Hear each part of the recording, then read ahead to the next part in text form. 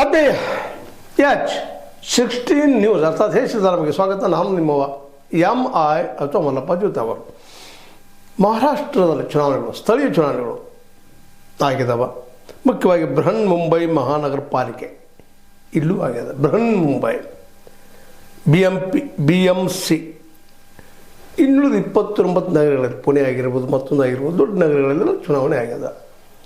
ಮತದಾನ ಹೆಚ್ಚು ಕಡಿಮೆ 41% ಆಗಿದೆ ಅಂತ ಹೇಳ್ತಾ ಇದ್ದಾರೆ. ಅದರಲ್ಲೂ ಮುಖ್ಯವಾಗಿ ಎಲ್ಲರ ಚಿತ್ತ ಮುಂಬೈಯತ್ತ. ಯಾಕೆ ಬಂದಂದ್ರೆ ಮುಂಬೈಯನ್ನು ಯಾರು ಗೆಲ್ತಾರೋ ಅವ್ರ ಕೈಯಲ್ಲಿ ಇಡೀ ರಾಷ್ಟ್ರದ ಅರ್ಥವ್ಯವಸ್ಥೆ.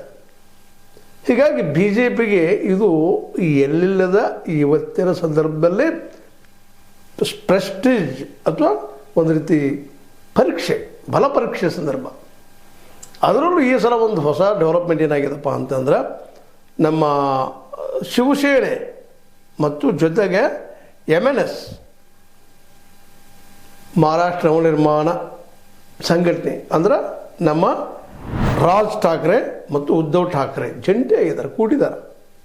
ಇವರಿಬ್ಬರ ಸಮ್ಮಿಲನದಿಂದಾಗೆ ಅವರು ಸಹ ಇಬ್ಬರು ಇನ್ನೊಬ್ಬರ ಜೊತೆ ಯಾವುದೇ ಪಕ್ಷದ ಜೊತೆಗೆ ಹೊಂದಾಣಿಕೆ ಮಾಡಿಕೊಳ್ಳದ ತಾವೆಲ್ಲ ಕಡೆ ಸ್ಪರ್ಧೆ ಮಾಡುವಂಥ ಒಂದು ದಿಟ್ಟ ನಿರ್ಧಾರ ತೆಗೆದುಕೊಂಡಿದ್ದಾರೆ. ಈ ಸಲ ಒಂದು ರೀತಿಯಿಂದ ಈ ಶಿವಸೇನೆ ಎರಡೂ ಒಡೆದಂಥವು, ಇವುಗಳ ಮಧ್ಯೆ ಮತ್ತು BJP ಮಧ್ಯೆ ಜೋರ್ದಾರ್ ಈ ಸಂಘರ್ಷ ನಡೆಯುವಂಥ ಸಾಧ್ಯತೆಗಳಿದ್ದಾವೆ.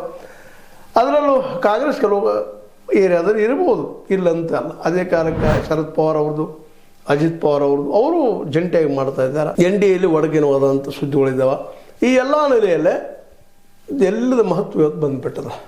ಯಾಕಂದ್ರೆ ಮಹತ್ವ ಇದ್ದಿದ್ದು